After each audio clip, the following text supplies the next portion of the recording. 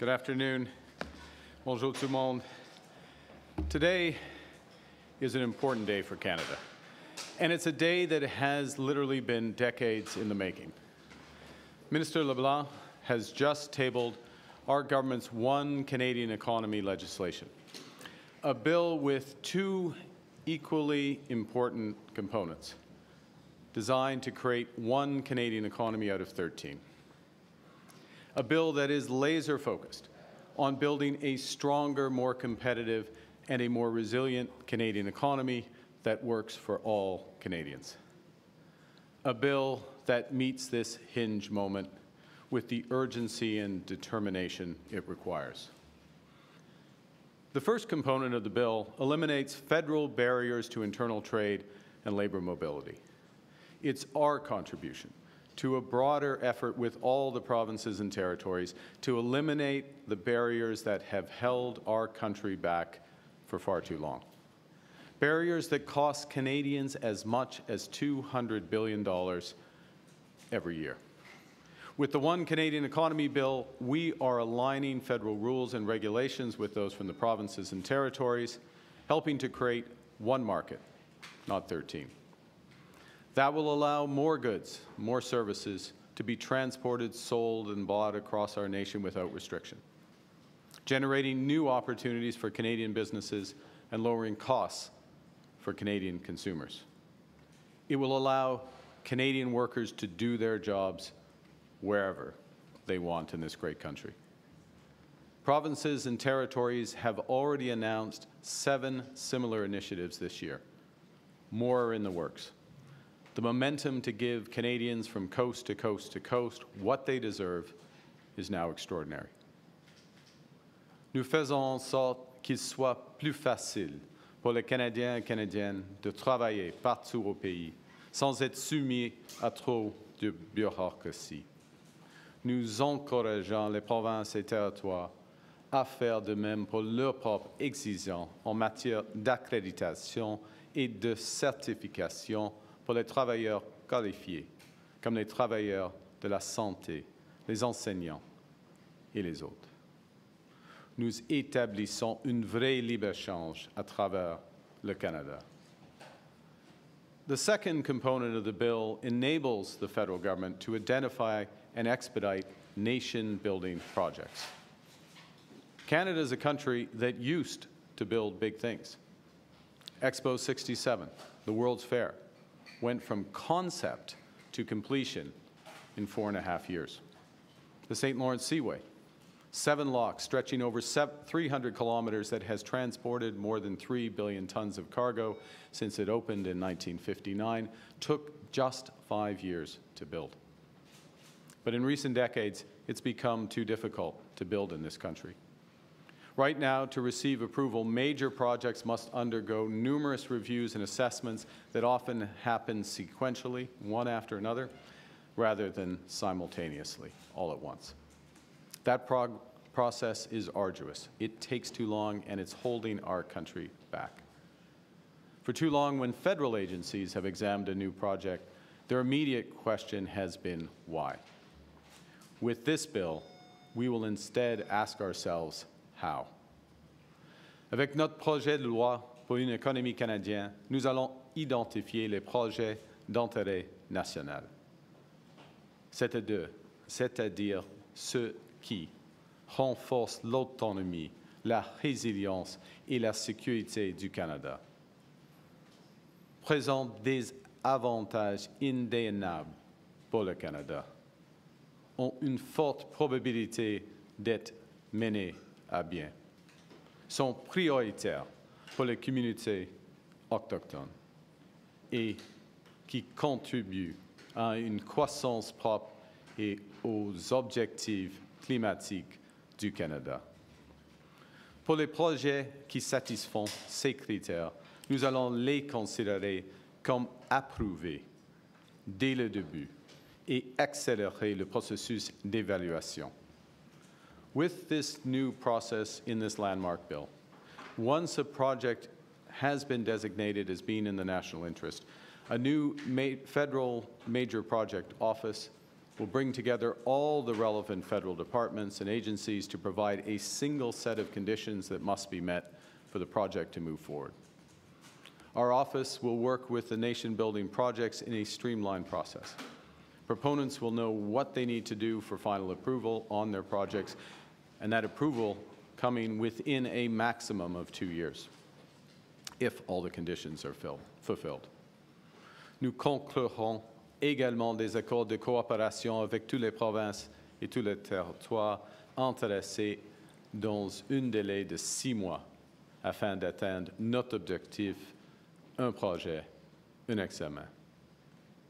Crucially, this legislation mandates that there must be meaningful consultation with Indigenous peoples, consistent with Section 35 of the Constitution and the duty to consult during both the process of determining which projects are in the national interest and the development of the rigorous conditions for each of those projects. Indigenous expertise will be at the center of this new process, including through an Indigenous Advisory Council comprising First Nations, Métis, and Inuit representation to provide guidance to the new Federal Major Projects Office. We will also be providing funding for Indigenous participation in this new process of evaluation from start to finish. At the same time, being a reliable partner to Indigenous people is not just about upholding the duty to consult. Enabling the creation of long-term wealth and prosperity for Indigenous peoples through equity ownership is central to building Canada strong. And that's why we're doubling the Indigenous Loan Guarantee Program from $5 billion to $10 billion, enabling more Indigenous communities to become owners of major projects. L'objectif de ce projet de loi est d'accélérer la réalisation de projets d'intérêt national pour que nous puissions créer plus de bonnes carrières et de prospérité à travers le Canada, tout en respectant nos obligations envers les peuples autochtones, notamment le principe de consentement préalable, donné librement et en connaissance de cause, et nos rigoureuses normes environnementales.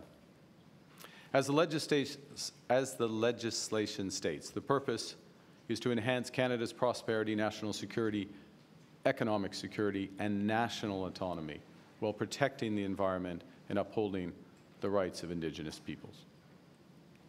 As I said at the First Minister's meeting earlier this week, we're working alongside this to get the illegal and unjustified tariffs that the Americans have imposed on our nation lifted as soon as possible. We're fighting to get the best deal for Canada, and we will take all the time necessary, but no more than that. At the same time, we are building new trade relationships around the world. Those new relationships will make us more resilient. But by building at home, we will truly make Canada strong. That's what First Ministers unanimously committed to in Saskatoon on Monday. That's why we're introducing the legislation today. We're giving Canadians the ability to give ourselves far more than any foreign government can ever take away. We can build big, build bold, build now, build one Canadian economy, build a better Canada for all and for all time. Merci beaucoup. Thank you very much, and I look forward to your questions. We'll now proceed to questions. Nous commencerons avec une question, une relance. We'll begin with one question, one follow-up. Première question, first questions, Radio-Canada. Oui, bonjour, M. Carney, Laurence Martin, Radio-Canada. Disons qu'il y a un projet de pipeline que vous estimez dans l'intérêt national, mais qu'il y a une province sur le chemin, le Québec, la Colombie-Britannique, qui n'en veut pas. Est-ce que vous allez l'imposer quand même? Simplement, non. Il faut avoir un consensus. De toutes les provinces? De toutes les provinces et les peuples, avec les peuples autochtones. Alors, il y a plusieurs projets à l'intérêt national et il y aura un processus afin d'établir un consensus pour quelques-uns. Parce que le projet, il faut possible de mettre en œuvre le processus, de bâtir le projet. Et si une province ne veut pas, c'est impossible. Ce n'est pas le choix du gouvernement fédéral. I'll simplify. We will not impose a project on a province. We need consensus behind these projects, and we need the participation of Indigenous peoples. I'm going to add something. I'll translate it into French, Yes.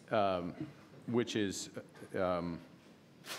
what's encouraging from the First Minister's meeting in Saskatchewan is that many provinces came together in support of projects that would stretch across provincial boundaries. So, for example, the Western and Arctic Corridor would be an example, or the Energy East Partnership. That's Energy East Partnership, not pipeline, to be clear. And that's an example where that consensus is forming, understanding that we need to work together in order for this to happen. Much more, of course, needs to be done. Alors, il y a des exemples déjà. Des partenariats entre quelques provinces, par exemple, avec le corridor de l'Ouest et du Nord, et de l'énergie de l'Est, pas énergie Est, mais l'énergie de l'Est. Mais nous sommes au début de ce processus, Madame. Disons qu'il y a un projet de pipeline qui part de l'Alberta et qui va vers le nord du Canada. Qui ferait l'évaluation environnementale? Et si c'est l'Alberta, est-ce qu'on peut se fier à leur processus d'évaluation environnementale? Oui, l'Alberta peut faire l'évaluation sur le terrain d'Alberta. Mais sur le terrain, par exemple, du territoire de Nord-Ouest, c'est la responsabilité, en effet, du gouvernement fédéral. Mais il n'y aurait pas d'évaluation fédérale? Oui, non, il y aura. Évidemment, il faut faire l'évaluation en complet. Alors, on a un choix, on crée la possibilité de coopération et d'avoir une évaluation. Mais ce n'est pas possible, par exemple, si je peux, un autre exemple. S'il y a un corridor à travers le pays, on ne peut pas avoir simplement l'évaluation à l'échelle provinciale.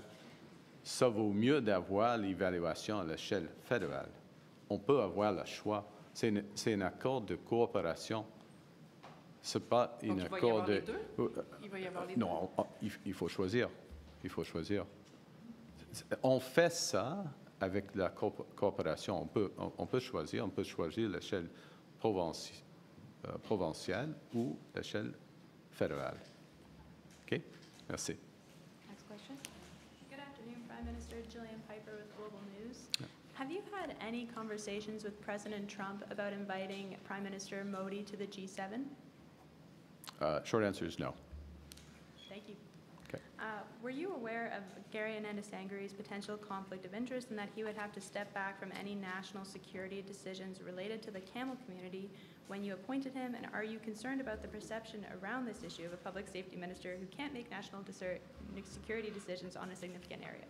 I'll say Minister Anandasangari has the highest standards of integrity. He's absolutely meticulous. He performed his duties as Justice Minister, amongst others, Attorney General, with a very clear focus on where there could be actual or perceived conflicts, emphasize on that. We have a rigorous vetting process, and he's taken the right decision in his judgment and in my judgment to make these arrangements. We will be well covered with respect to all public security decisions. Thank you. Next question. Oui, bonjour, M. Carney. Bonjour, Hélène madame. Buzetti, des Coop de l'information. Il y a environ 3 semaines, votre gouvernement a signé, en collaboration avec la France et la Grande-Bretagne, une déclaration très musclée sur la situation à Gaza, qui critiquait Israël et qui laissait envisager la possibilité de sanctions. Les choses n'ont pas beaucoup changé. On a vu des gens tués pendant qu'ils allaient chercher de la nourriture. Israël a légalisé des colonies. Alors, j'aimerais savoir, y aura-t-il des sanctions? Et si oui, quand? Et sinon, pourquoi?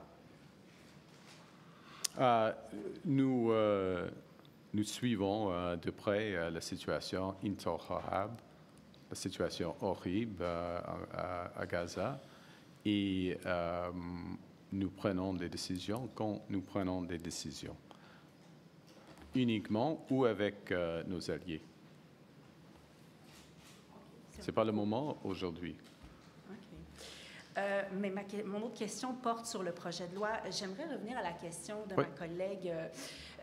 C'est pas très clair parce que dans toute la discussion préalable à ce projet de loi-là, il y avait cette idée qu'on allait essayer d'avoir une seule évaluation, soit provinciale, soit fédérale. C'est ça, Oui, soit ou soit. Oui. Oui, mais c'est pas très clair, par exemple, un projet qui passerait par-dessus une frontière, donc qui s'applique dans plus qu'une province. À ce moment-là, est-ce qu'il faudra que la province renonce à son processus, par exemple le BAP? Et tout le projet en ce moment part de la prémisse que si un projet est jugé d'intérêt national, on dit oui et après on détermine le comment. Sauf que si la province, elle, dans son évaluation, dit non, qu'est-ce qui arrive? Well, premièrement, ça vaut mieux si on a un accord de coopération avec une province ou territoire. Okay, premier point. Parce que ça crée la possibilité d'avoir un projet, une évaluation. Okay? Et le gouvernement fédéral, nous sommes prêts de négocier ces accords avec les provinces. Et il y a beaucoup d'intérêt entre les provinces. Si c'est possible, oui, ce sera l'évaluation provinciale. Mais ce n'est pas le cas dans tous les exemples. Par exemple, l'exemple de Mme Martin qui implique le territoire du Nord-Ouest. Alors, ça c'est évident. J'ai répondu à la question. Mais on essaie d'avoir une évaluation pour chaque enjeu.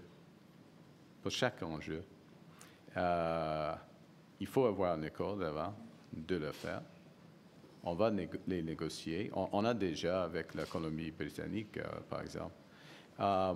Mais en même temps, ce qui est, dans un sens plus important, en même temps, nous allons créer avec ce projet de loi ce bureau d'évaluation des projets majeurs qui ramasse, pardonnez-moi, qui ramasse toutes les décisions à l'échelle fédérale en même temps. Et ça, c'est absolument différent. La garantie provinciale n'est pas là, c'est ça la question. Donc, le BAC au Québec pourrait dire non, et puis la garantie que vous, au fédéral, vous donnez à un projet... Non, c'est pas une garantie. Il n'y a pas de garantie dans la vie. Hein. Il y a une garantie d'un processus. Il y a une garantie que le fédéral nous allons faire notre job rapidement, avec de prudence, mais rapidement. Mais nous ne sommes pas le Québec, nous ne sommes pas Alberta. Ils ont leurs responsabilités. Mais, si je peux dire, nous avons décidé, nous venons décider, tous les premiers ministres, nous venons décider de travailler ensemble pour ces projets. Et ils sont les projets qui sont identifiés par les provinces.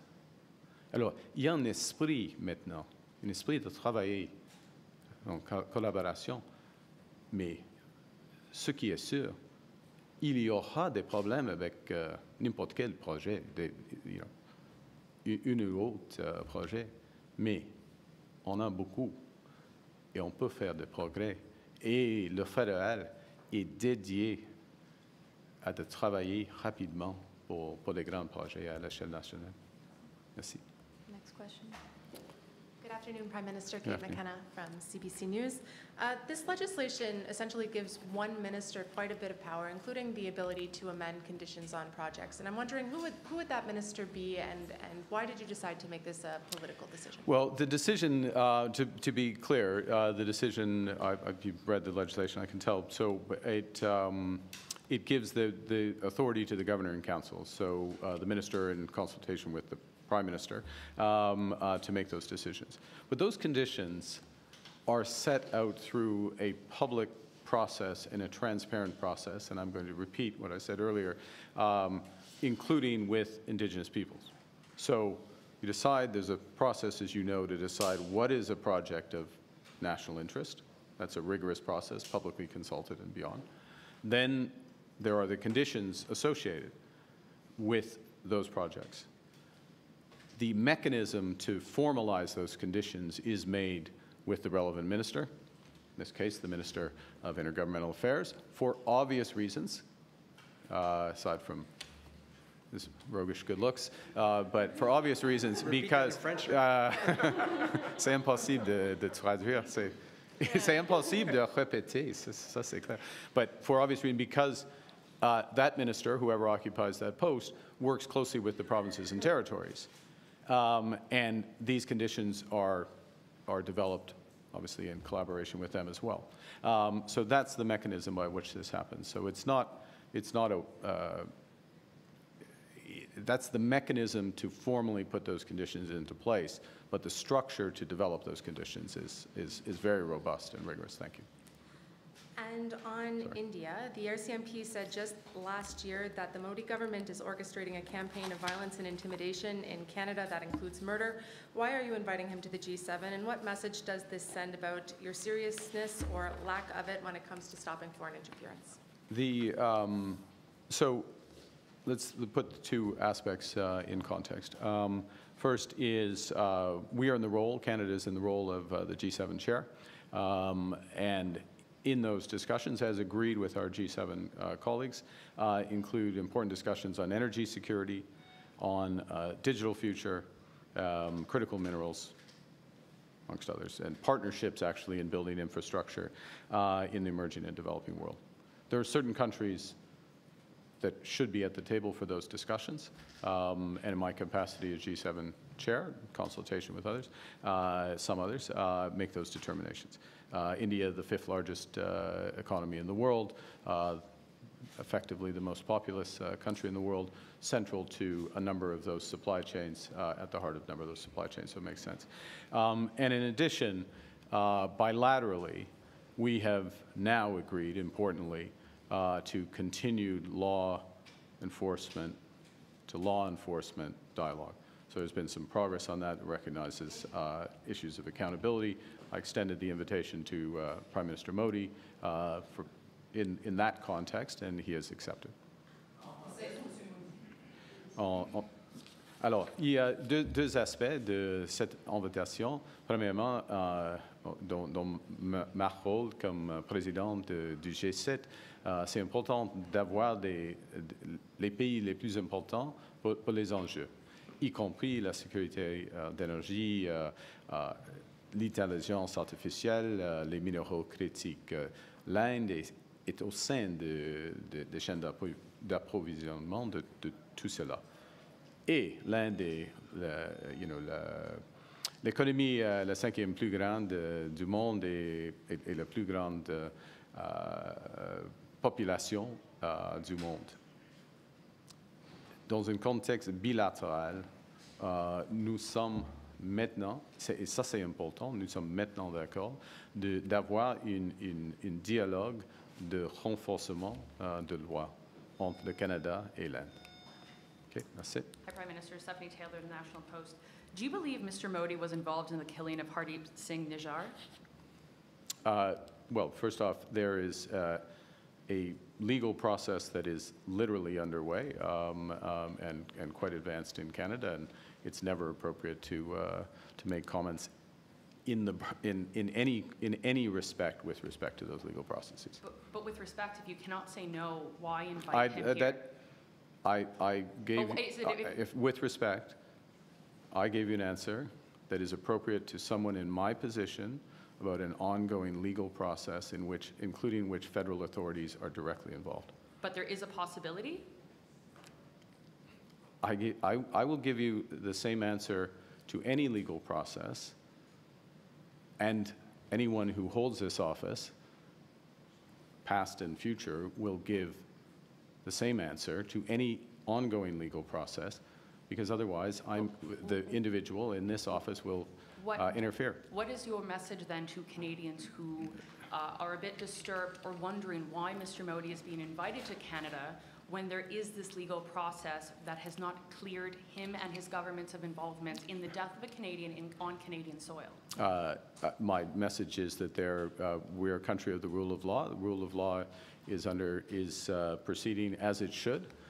in Canada, and I am not going to disrupt that process. Last question. Good afternoon, Prime Minister. Jeremy Sharon, CTV News. You recently had a call with the Chinese Prime Minister as well. Do you trust China? We have, this is the start of a process of recalibrating the relationship with China. It's very important that we reopen dialogue with Chinese authorities for several reasons, but I'll focus on a few. They are our second largest trading partner, the second largest trading partner for Canada. We have a number of trade disputes with China. Farmers across this country, fishers across this country are being affected by Chinese tariffs. People across this country have been affected by fentanyl and its precursors.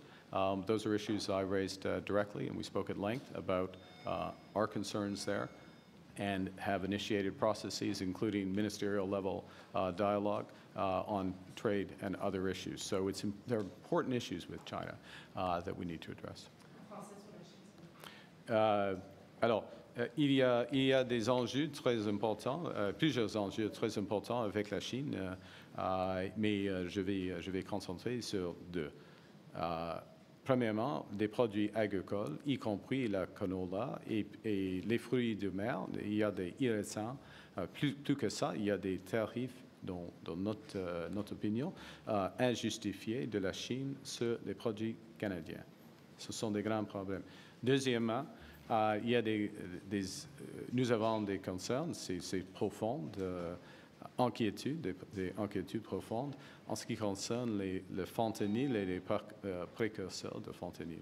Ce sont au sein des discussions entre moi et le Premier ministre de la Chine. Et maintenant, maintenant, il y a un processus, on met en œuvre un processus ministériel entre la Chine et le Canada afin de les régler. Merci. Sorry. That's okay. And on the bill, is the plan to try and pass this bill before the summer break, get it through the House and pass before the summer break? Well, look, we're in a crisis. We're in an economic crisis. We sometimes, glide over that. This government doesn't. We're focused on the issues. We're still facing and intensifying unjustified tariffs from our largest trading partner. And the best way to respond to that is to respond at home, to build strength at home. We have a tremendous opportunity to build strength at home. This bill helps to unlock that. So yes, it is a top priority for this government, and we will do everything to get it passed before the summer. And Parliament needs to sit longer. It should sit longer in order to get it passed. That's what Canadians expect. Merci. Ceci met fin à la conférence de presse d'aujourd'hui. Thank you. This concludes today's press conference.